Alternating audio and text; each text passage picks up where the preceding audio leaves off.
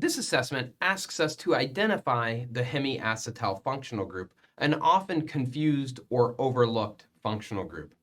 Recall that the hemiacetal general formula, we can write it as ROCOH. Writing it this way kind of reminds us why it gets confusing, because it kind of looks like an ester on one side and it looks like an alcohol on the other. When we have an ester and an alcohol that share the same carbon, that molecule, that functional group, is a hemiacetal. Why do we care? Well, because hemiacetals do very different reactions than alcohols or ethers, so we need to be able to pick them out.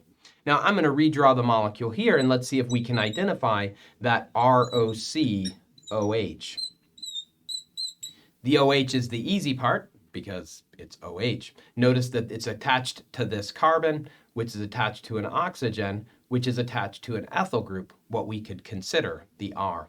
So the hemiacetal portion of the molecule is here. If we wanted to include the R part of it, we could draw it that way as well. So we have ROCOH.